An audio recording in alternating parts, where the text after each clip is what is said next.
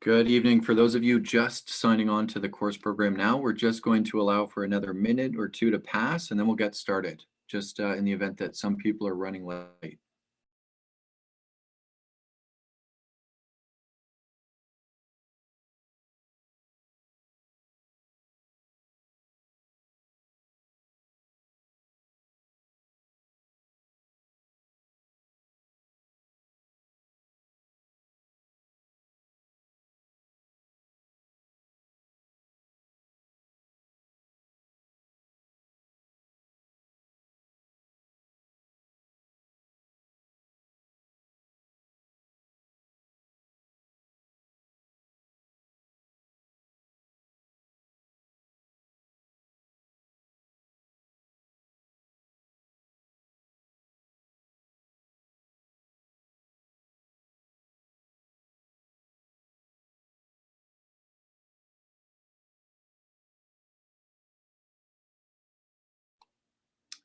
Okay, good evening and welcome to our webinar on negotiating or renegotiating the dental office lease, not just the business terms, but of course the rent as well.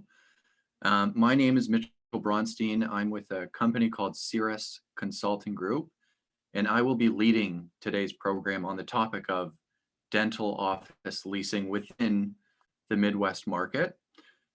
So thank you all for joining. Over the next 50 minutes to an hour, we'll cover a very wide variety of information, really all applicable to dental practice owners or future dental practice owners. So whether you are looking to start up a new practice, renew your current office lease, potentially expand your current practice premises, or sell and transition from ownership sometime within the next 5 or 10 years, all of the information discussed will be applicable to you. Even if you own your own building and you want to learn more about how to structure the lease agreement just between the holding company that would own the property as well as the practice corporation that the practice is registered with, today's program is going to be very insightful. It is, again, specific to the Midwest market, and I will spend some more time talking about that property ownership aspect for the practice owners interested in that part of tonight's program. And that's due to the fact that a lot of the information is specific to the Midwest, where there are a lot of practice owners who also own their property. There will be a CE credit, of course, awarded to everyone who's attended tonight's webinar presentation. It will be sent out via email. The CE credit is specifically only going to be sent to the registered email with the doctor who signed up for tonight's course. Just a quick disclaimer, because we do have a lot of people signing up for courses expecting to receive more than one credit, but it is just the email that's registered with the doctor. We do also have a poll that just allows us to gather some more marketing information to tailor our course information more appropriately. So as you see, just questions come up.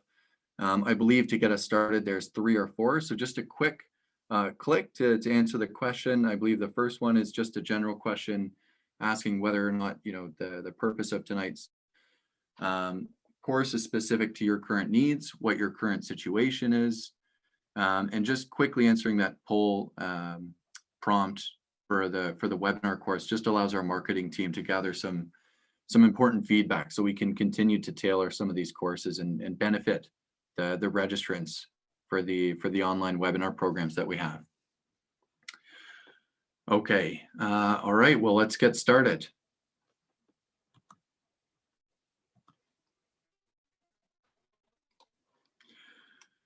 So before we do dive into the more technical aspect of tonight's program, I just wanted to provide some more information on us as a group, the company Cirrus. So for those of you who are not familiar with us, if this is your first webinar of ours that you have attended, we are a healthcare and dental specialized tenant representation firm. And what I mean by that is we specifically work with dental practice owners in the negotiations or renegotiations of their office leases. We do also help property owners, so practice owners that have ventured off to purchase property, just in setting up the lease contract, again, between the property that they would then own as well as the practice corporation.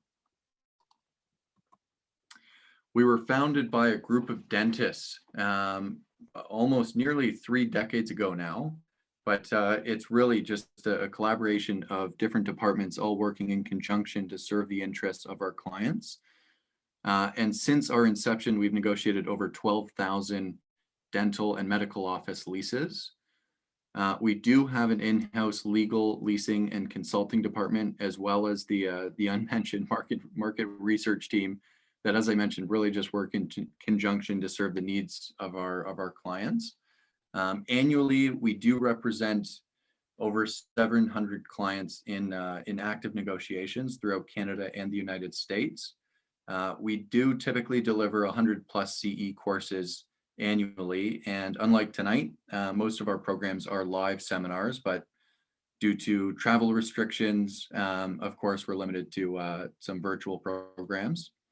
And we do lecture at most of the major dental conventions, such as the Greater New York Dental Meeting, the PDC, the Yankee Dental Conference. I'm sure some of you who have attended a few of these courses have met either myself in the past or a couple of my colleagues.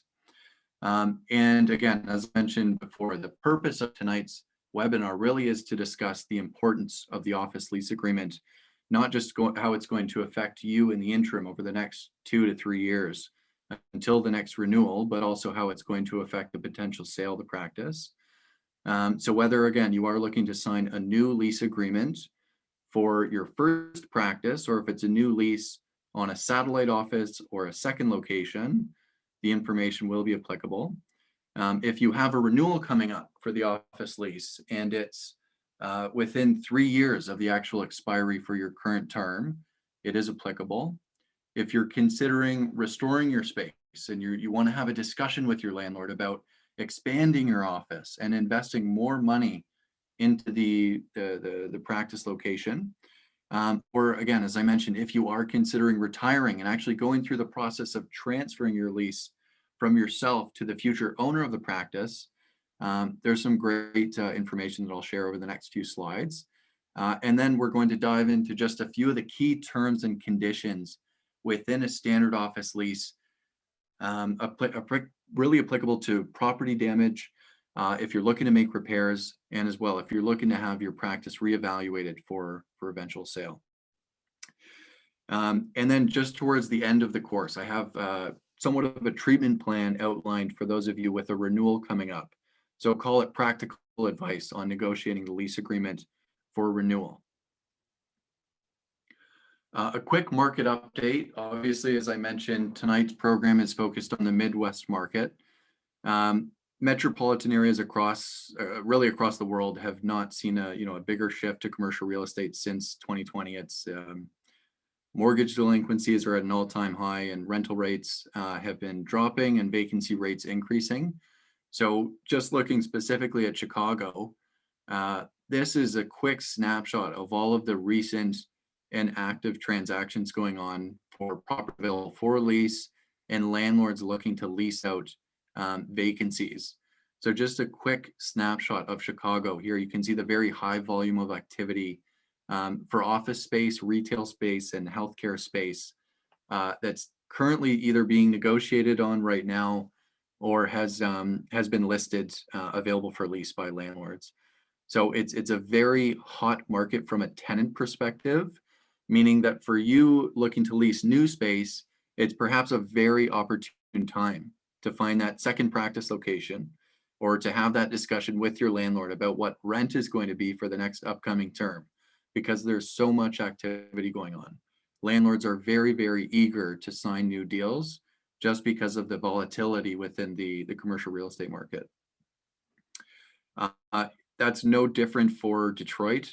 Just looking at our second snapshot here, you can see again a very, very high volume of activity of properties available for lease and some being put on the market for sale, all within that commercial, retail, and office just site type, just with that specific sector of office spaces and retail spaces listed on the market available for lease. We've seen a very, very high influx of listings, basically, of deals being done and new advertisements from landlords basically trying to attract new quality tenants into their buildings. And from the tenant's perspective, as I mentioned, for Chicago, no different for Detroit, but it's now a very tenant-friendly market. So now all of a sudden, pre-COVID, we had a landlord that was typically dominated by landlord decisions, but now it's essentially flipped upside down, and it's become a very tenant-driven market.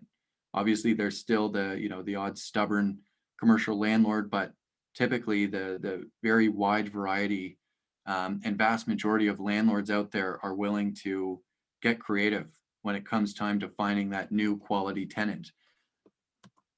The third snapshot I have here is just of the Cincinnati, Ohio market. So no different, an extremely high just uptick in listing information for properties available for lease and for sale. So you can see there just the very large amount of space available for lease with that would accommodate an incoming dental tenants. I wanted to talk about the buying versus leasing just discussion point. I reached out to a few of the registrants for tonight's course and asked what would be a good topic of interest. If there's anything that I could include in tonight's webinar, what would it be?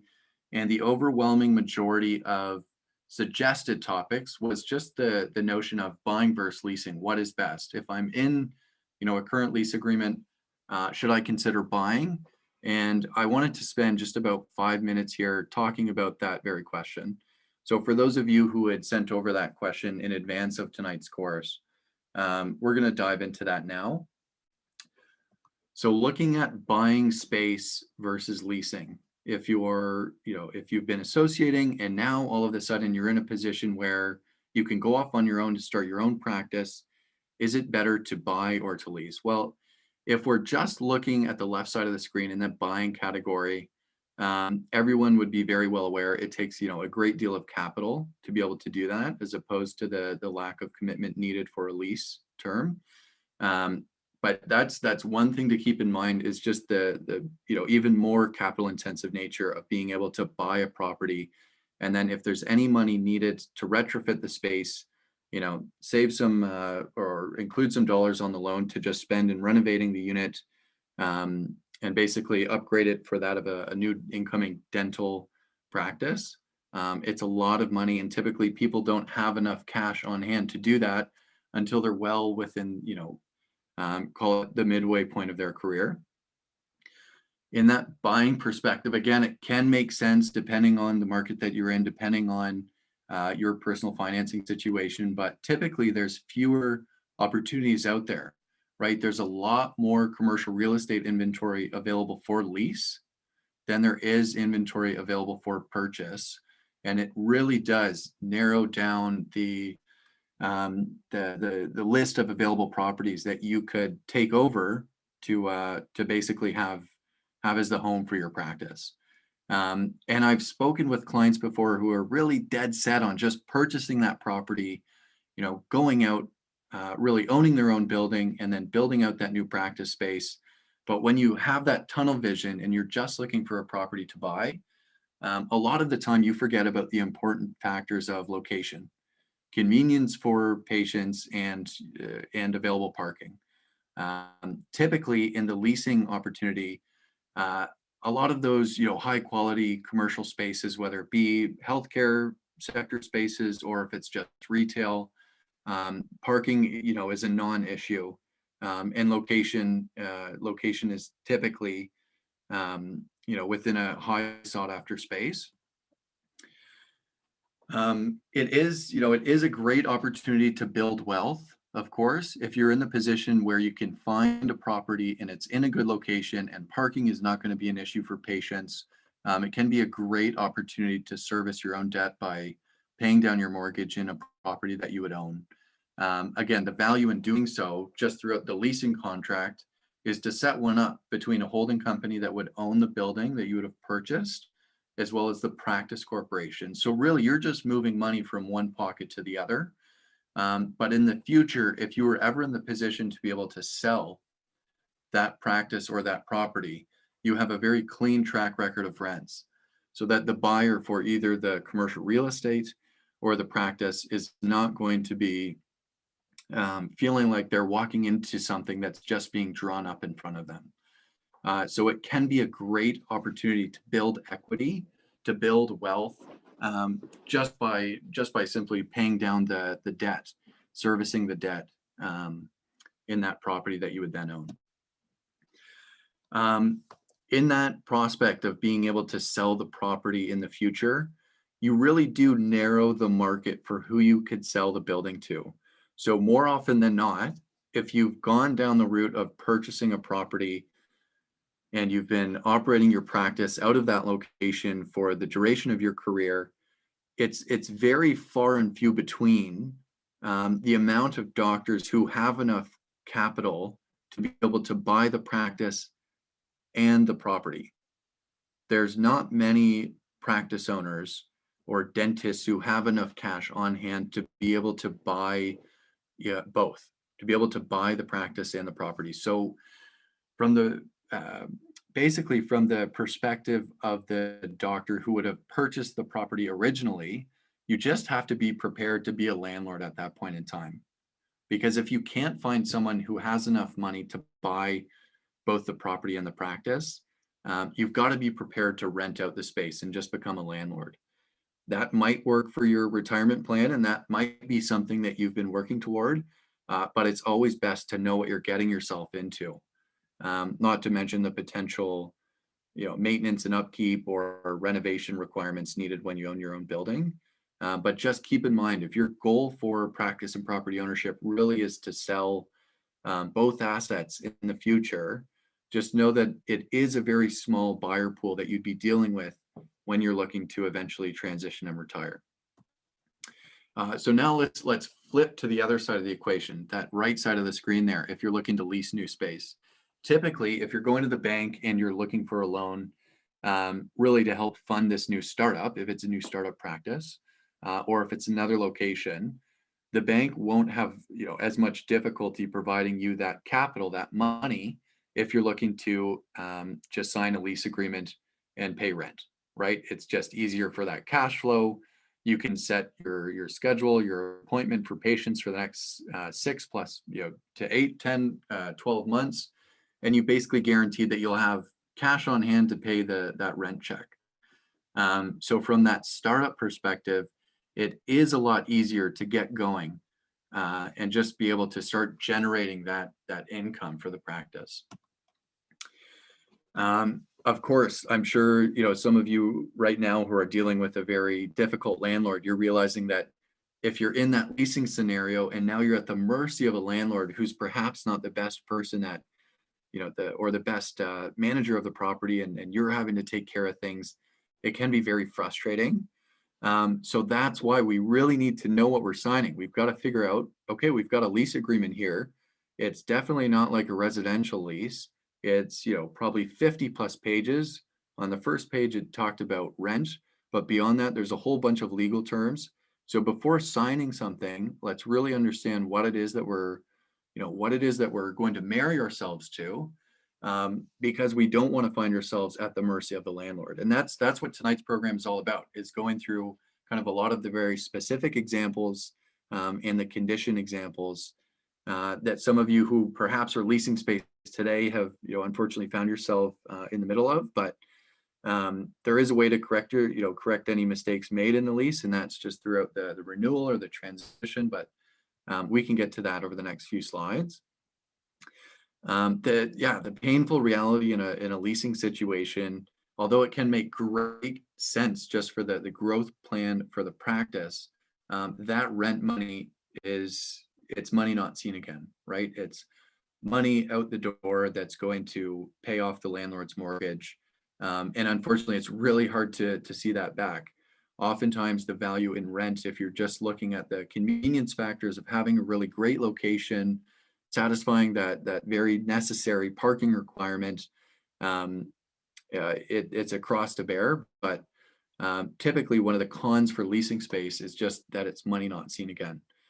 And then on the flip side of how it's difficult for a property owning practice owner, if you're leasing your space, typically you have a lot more doctors that you could potentially sell the practice to. because again, we just have the whole criteria of buyers of practices not having as much cash, ready for the opportunity to buy both assets, that of a property and a practice. But rather, if you're leasing your space and you're hoping to sell your practice, you've got a lot more people, a lot more doctors that you can potentially sell your practice to. So from a transition standpoint, leasing your space is typically the more sought after position to be in. Okay. I want to go through just the top 5 reasons and benefits of having an arm's length lease agreement, also known as the property to practice lease agreement. And this is specific to that buyer category for the building. So for those of you, again, who are considering either building real estate for the practice or have bought real estate for the practice, this is applicable. The value of basically having that lease in place between the holding company that would own the building and the practice corporation provides you with a very necessary division of liability.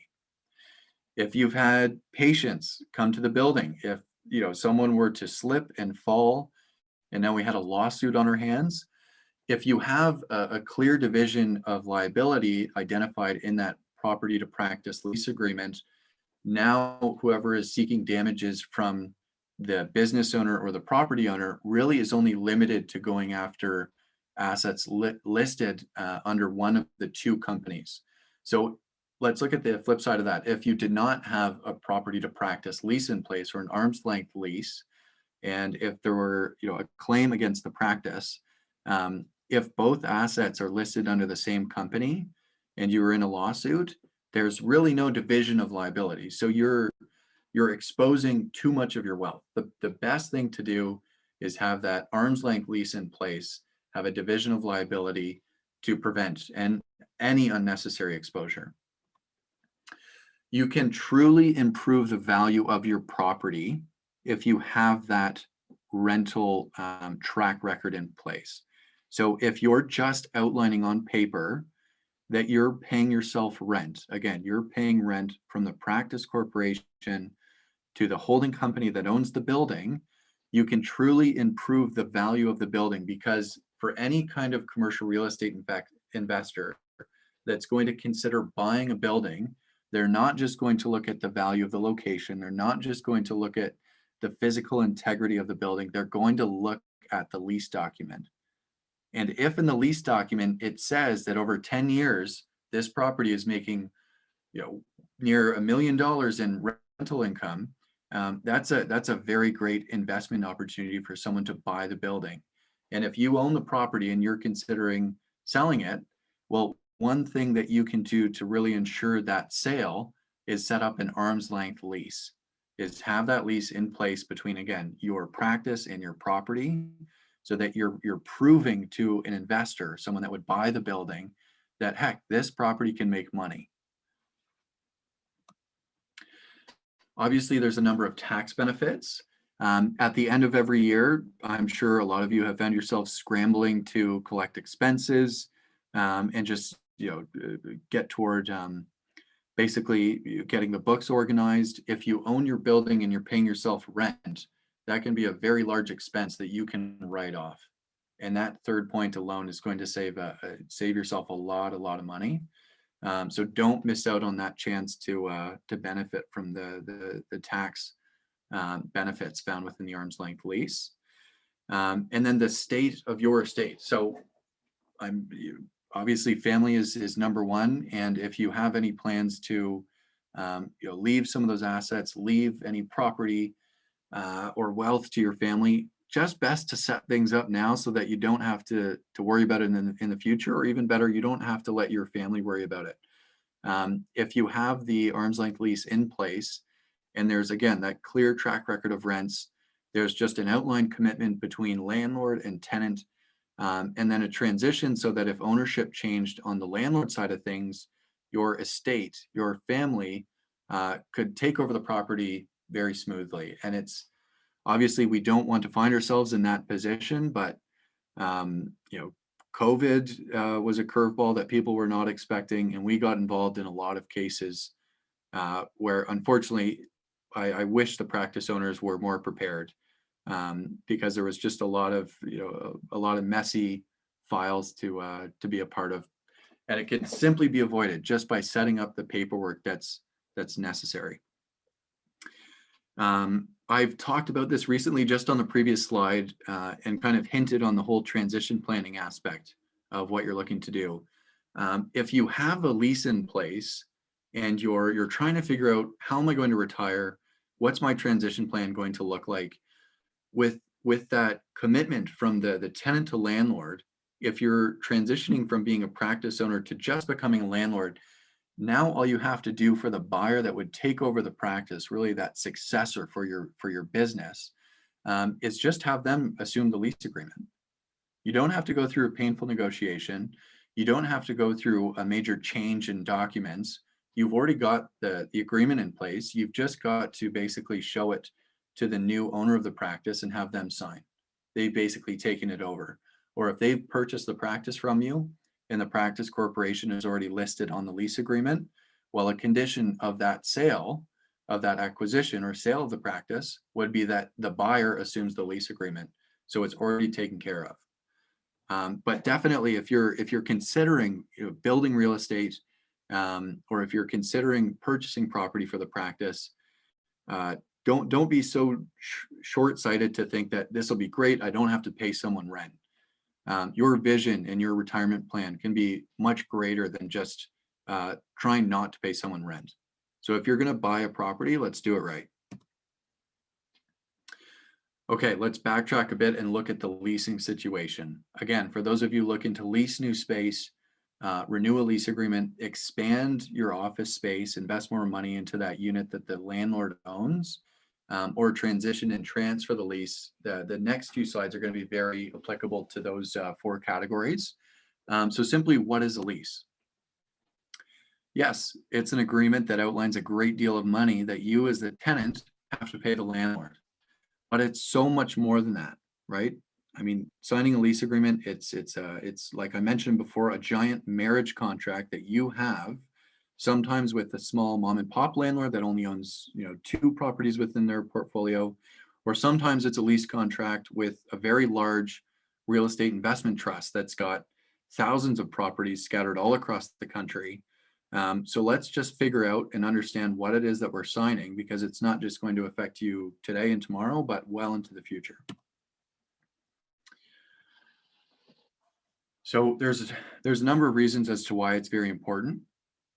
First, of course, it's the foundation for the practice, right? If you have a lease contract, it is really that foundation for the practice, just outlining your ability to potentially move in the future, your commitment to the building.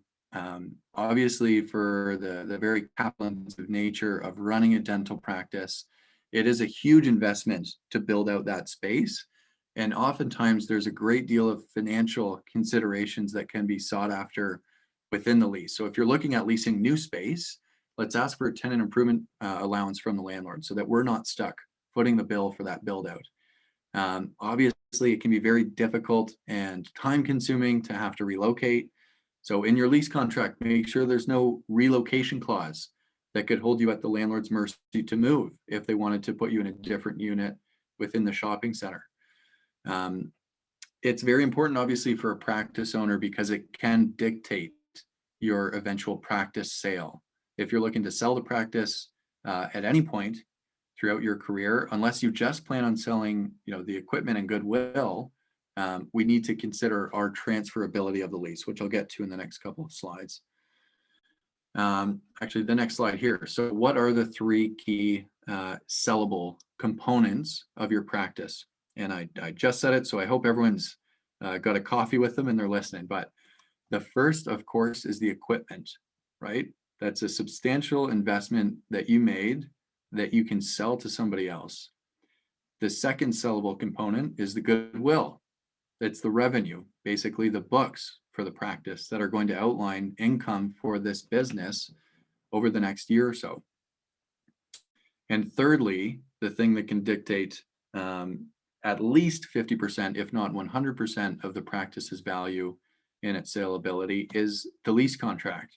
So for those of us renting space, we really need to be sure that we're signing something that is mutually beneficial to landlord and to tenant, that has some tenant-friendly provisions that will not put you in a bad position when it comes to sell the practice. Because what would happen if you couldn't sell the practice?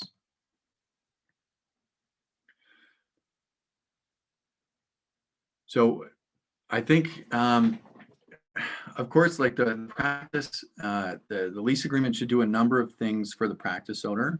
And I don't want the last slide to be an intimidating one, outlining that it could prevent you from selling the practice. And let's just look at the positive side of things of what a lease agreement could really do for you as the practice owner. It absolutely could and should provide fair and affordable financial terms.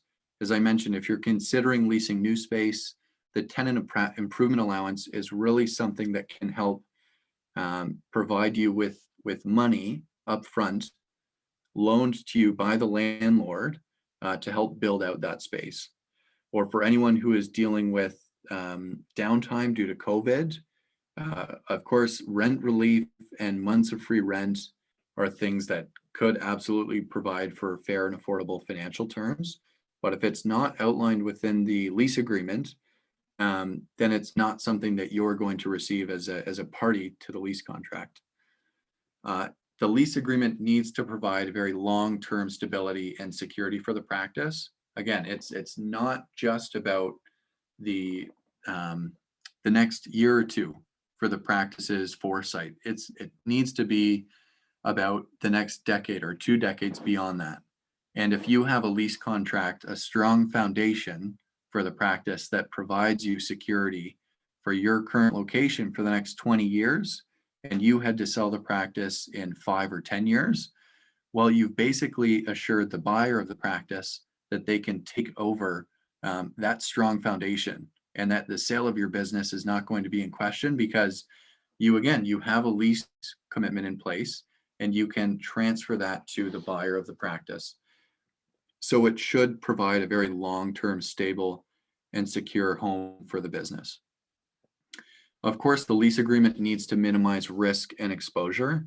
And what do I mean by that? So again, for everyone on tonight's program who is leasing the space, I hope that you did not sign the lease personally.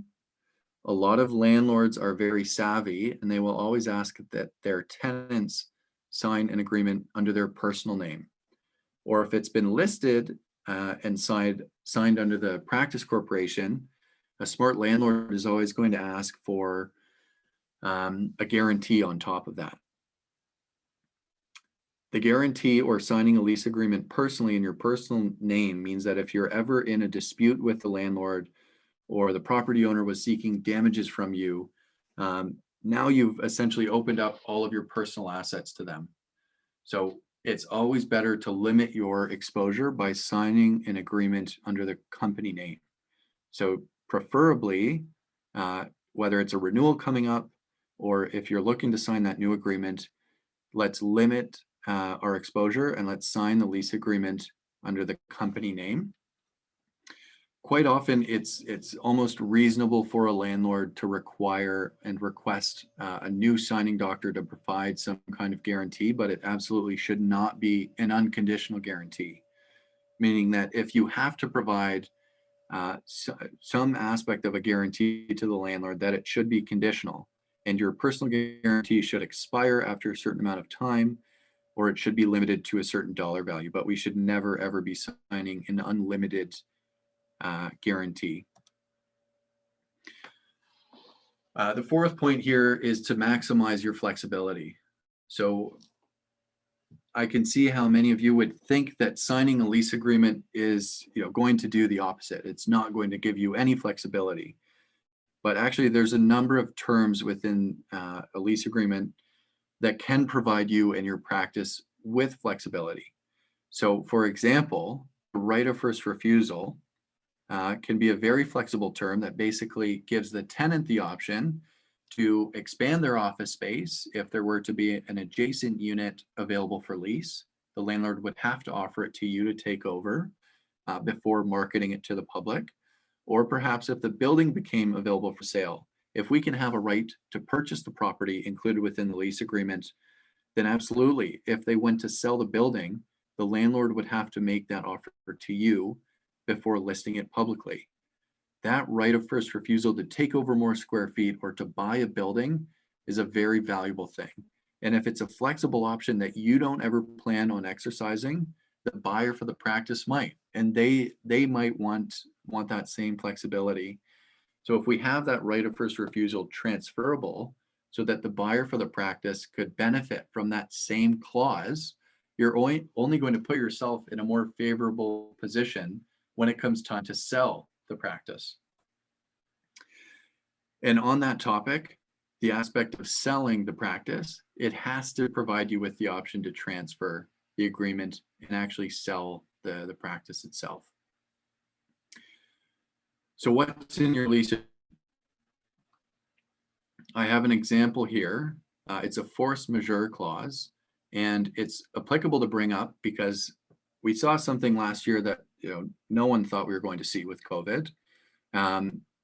In 95 to 100% of leases, a landlord's lawyer is always going to include a force majeure clause. And basically, it outlines that even if there were an act of God, you as the tenant still have to pay rent. That you should still remain liable and you've still got to pay rent. Despite any kind of crazy event that's going on, you've still got to pay rent. If this provision could have had some attention pre-COVID and were properly negotiated by tenants who were not checking out their lease agreements, we could have avoided a lot of tenant headaches. The difficult thing with the force majeure clause is that banks often require them if they're providing a landlord with a mortgage.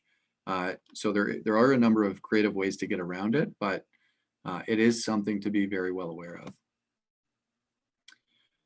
The repairs and maintenance section, it can be outlined in a number of different ways within the lease agreement, but the repairs and maintenance clause, let me back it up here, basically outlines who is responsible for what. Is the tenant responsible for repairing the AC unit or the HVAC unit?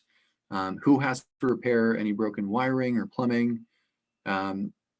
We should really pay closer attention to the repairs and maintenance clause. So if you're looking at signing a new lease, or if you want to make changes and you have a renewal coming up, do you know what it would cost to repair a full HVAC unit? If you're in a small retail setting and your HVAC unit is on the roof, I would almost put money on the fact that the landlord has outlined in their lease that you as the tenant would be responsible for repairing that $30,000 to $40,000 HVAC unit. So let's just be careful of what we've signed in that repairs clause, because quite often it can be a quite expensive restoration cost that's needed. We saw a lot of that in Texas, getting a lot of calls from doctors who dealt with that energy crisis there. The option to renew clause. So the definition of the option to renew is very much in the title. Basically, it provides the tenant with the option to renew their lease agreement. And I have an example here with no highlights. So perhaps if you can just skim along and see if you can identify any issues. Dr. Joe Black is an alias doctor that we use. It's not a real doctor, but this language was copy and pasted from an actual lease document.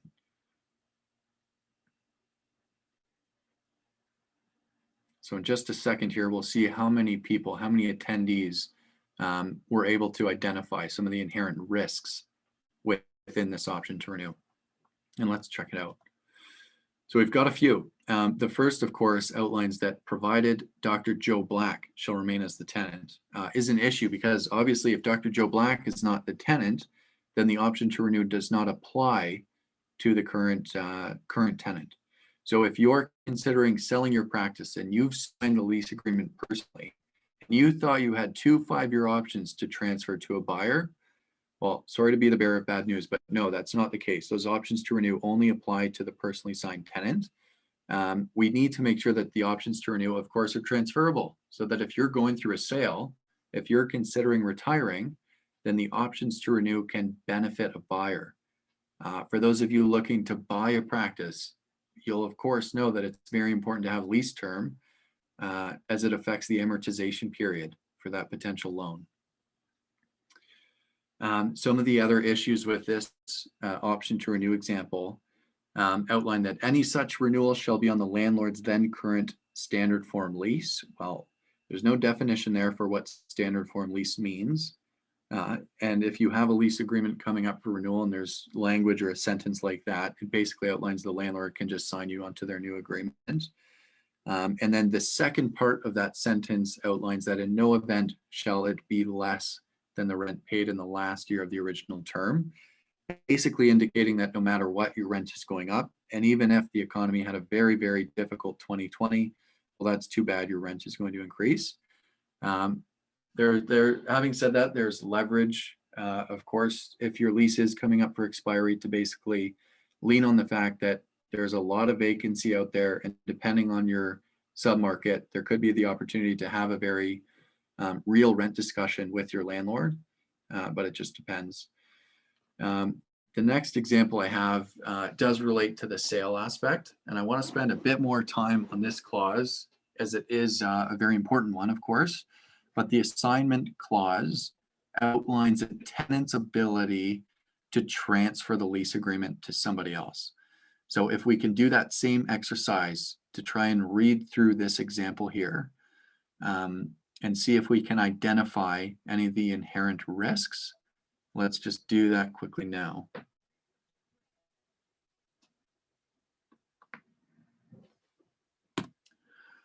So quite a few. Firstly, it outlines that if you've not received consent from the property owner, then you can't go through a transfer of the lease agreement. Secondly, in that second portion of the highlight, it outlines any request for such consent shall be in writing within the 15 days followed by receipt by landlord of such request for consent. And the landlord has several options. Option one being to allow the transfer to proceed. Option two, declining the tenant's request for an assignment. Or option three, a termination of the lease. Simply to ask, I mean, what would happen if your lease agreement were terminated and you were trying to sell the practice? It's unfortunately not going to be very good for the sale. So we should have a more detailed criteria in terms of who we can transfer the lease to, and not provide the landlord with the very onerous option to terminate the agreement or withhold their consent for a transfer. Of course, we need to be sure that you're not held continuously liable, so that after a point of lease transfer, when someone else is running the practice and you've retired, that you're not worried about their ability, their efficacy to run the practice, that you're not having to look over your shoulder in a sense and worry about that new owner running the practice. Because if you sign the lease agreement and the landlord's trying to find rent money, missed rent payments from someone, they won't care about who they get it from.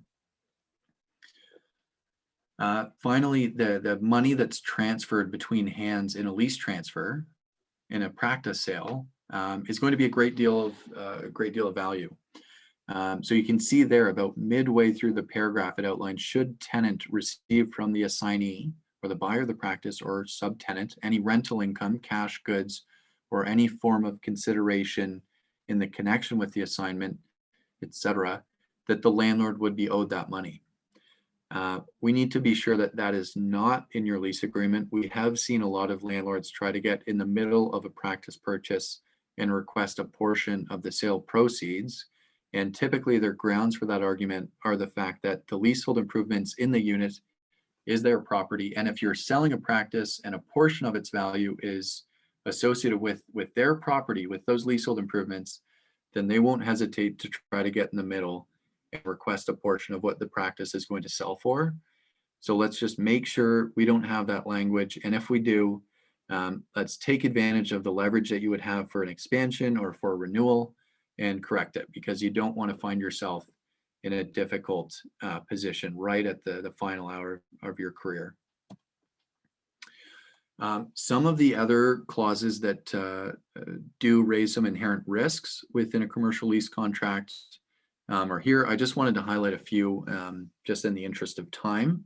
But obviously, if there's a demolition clause, which is primarily found in the more metropolitan high density areas, if there's a demolition clause within your lease, and it provides the landlord with the option to actually tear down the building, so provide the tenants with an eviction and tear down the building in the interest of putting up a condo tower or whatever it may be, that's a very large risk that ideally you should not have to be exposed to. So let's work towards getting rid of that demolition clause, because you don't want to have to try to sell a practice with the demolition clause in its lease agreement.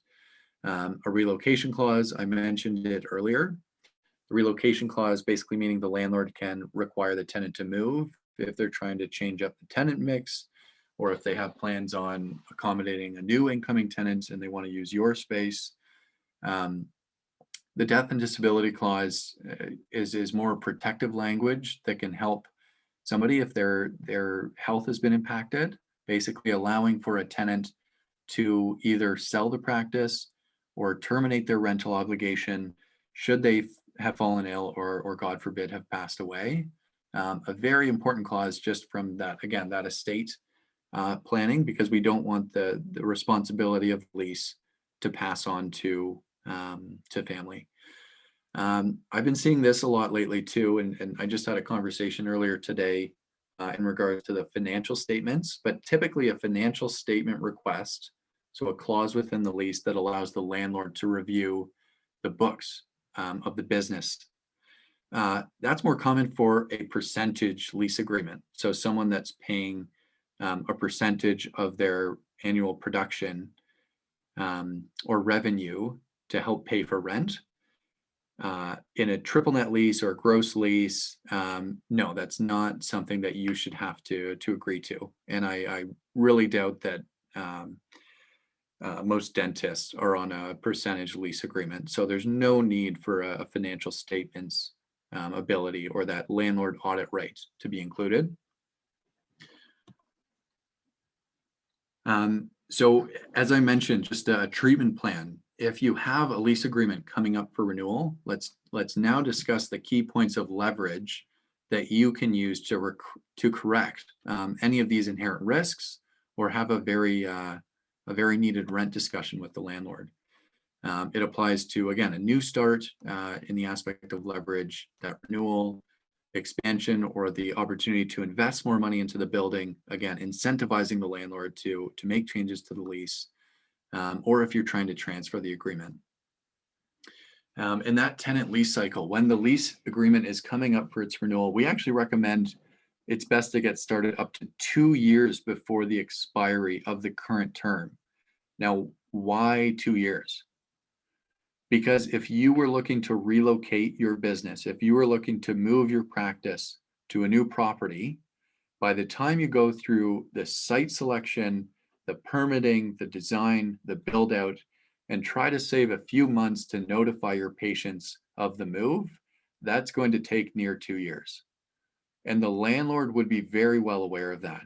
And if they get any sense of the idea that you as a dentist might move, you as a dentist who is still able to bring patients, foot traffic to the property, still able to sign a very long-term renewal, is if you as a dentist who is able to offer that very high value covenant to the landlord might actually move, well, they're going to be motivated more than ever to see changes in the lease, to help you renew the agreement, address some of those issues that we had discussed, have a discussion about rent, and sign a new deal. If you have a lease agreement and it's only weeks away from its expiry, or if you're in a month-to-month tenancy situation, your leverage unfortunately has dwindled and decreased. We've taken on files that have not a lot of time leading up to the expiry, but it always helps if we have more time. The more time, the better, because at that point, it's a luxury for us. Just want to review one of our services, and actually something that we're able to extend to the registrants for tonight's course. For those of you who did not know, we actually got sponsored by Henry Schein to host the webinar this evening. So a big thank you to the Henry Schein team. But our critical dates and risk analysis lease review basically outlines a review of your current office lease or any lease proposal that you may have. We would spend 3 to 4 hours just analyzing the document, basically highlighting those inherent traps or risks that you might be signing or may have already signed, and schedule a call to get basically an appointment set up with yourself and your office manager, kind of review the vision or plan for the practice, discuss any of our findings within that lease review, and then really review what would the ideal solution look like moving forward. Basically outline a treatment plan for the upcoming renewal or new start or transition or expansion. So if anyone wants to take advantage of this, we're being paid by Henry Schein to offer it to any of the registrants tonight at no cost. So please do not hesitate to call or email myself. I will have a few minutes at the end of the presentation tonight for just a quick question and answer portion. But please, if anyone wants to schedule a lease review, I believe one of the final points of the poll is to indicate that you would like a lease reviewed, and more than happy to either have myself or a colleague connect with you and go through that lease review process. It can be a very eye-opening appointment. So please don't hesitate. I think in the exit poll as well, there's a couple of other questions that if you don't mind answering, it just gives us feedback again to tailor our course material for some of our upcoming webinar presentations in the future. And I'm just going to turn it over to the Q&A. So if there's any questions at all, don't hesitate to submit it in the chat that we have there.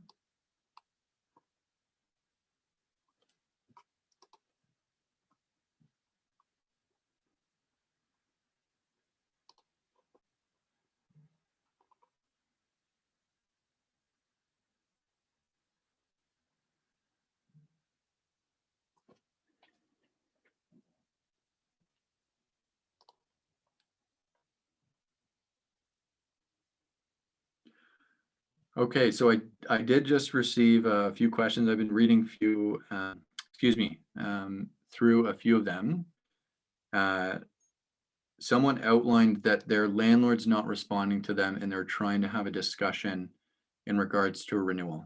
So I take it, and I'm just going to assume that this doctor is trying to discuss a potential renewal with the landlord. Basically, ask the landlord what's going on for the upcoming term and how do we get the process started. So a lot of landlords realize that it might be better for them to actually delay the conversation until the lease is closer and closer to its expiry.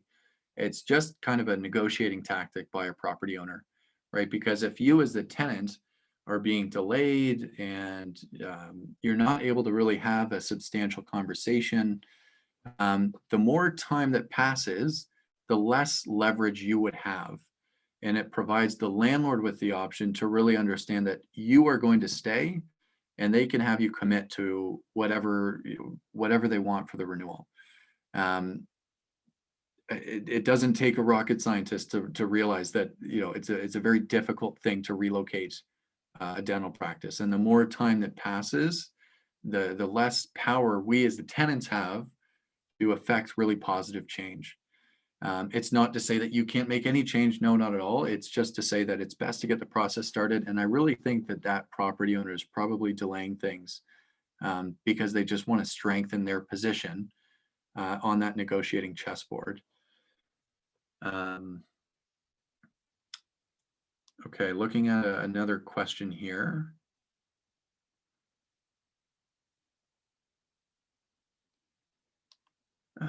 Yep. So for the lease review, we do actually, sorry, the question there was just in regards to rental rate information.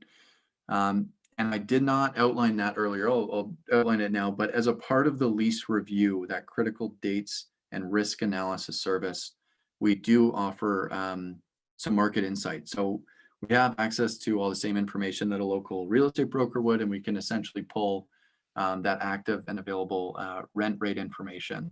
So if you're looking for new space for lease, if you're looking for retail property in any given submarket, we can absolutely look to determine what is available and what the active rates are, and then also see past clients if we've worked with nearby, what their rental rates are, and if perhaps you're being overcharged, or if your rates are well within line of what the market's dictating. So yeah, the lease review does accommodate and include rental rate information um, for any of you who are scheduling a lease review.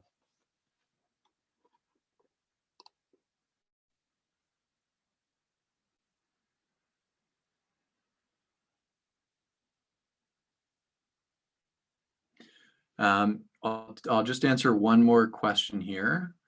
It's in regards to a TI, that tenant improvement allowance. So the tenant improvement allowance is actually a negotiable term. It's something that, again, the landlord would provide to a tenant who is interested in using to build out and improve the premises that they have. It's never free money. So again, if you're looking to receive $10 a square foot or $40 a square foot, that's money that you're going to have to pay back through the term of the rental agreement.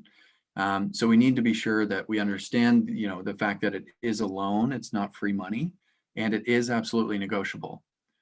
And if you're looking to start up a new practice and you've received a TI quote, well, let's just make sure it makes sense, because it might make more sense to borrow that money from a lender and have you build out the space because it's got a reduced or a reduced interest rate on it, as opposed to what the landlord's actually trying to lend. So that's it. Actually, just here, I'll answer another question here. I've got a few pouring in right now.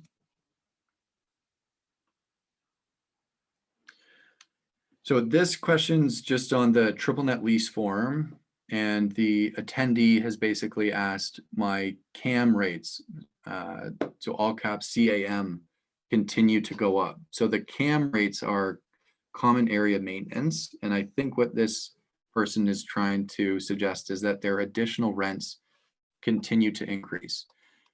So in the triple net lease, you will have your base rental rate commitment, which is always, it's concrete. It's not going to change beyond what's outlined in the agreement, but your additional rents, those triple net costs, the taxes, maintenance, insurance, they can all fluctuate based on whatever the landlord is charging you in your additional rents.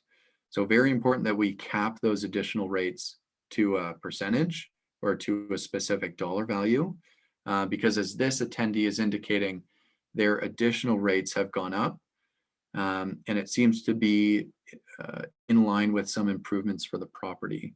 And why are they having to pay? So oftentimes, if it makes more sense for a landlord to levy their capital improvement costs in repairing a roof or repairing an HVAC system, repaving the parking lot, you name it, they can levy those costs to have the tenants help pay for those improvements through their additional rents. We see it all the time. It's not all that uncommon.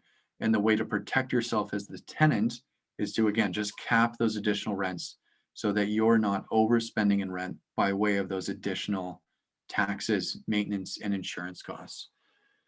I've got a number of other questions here, but for those of you who I was not able to answer a question, just given the time, we are going to stop here. Again, please don't hesitate to connect with us. If you were able to indicate that you would want a lease review just in that exit poll, either myself or a colleague will connect with you to schedule that. Or for anyone who wants to email me, I'd be happy to answer and field any questions just after the program now. But that's it. I hope that you all enjoy the rest of your evening. And that's all. I'll leave my information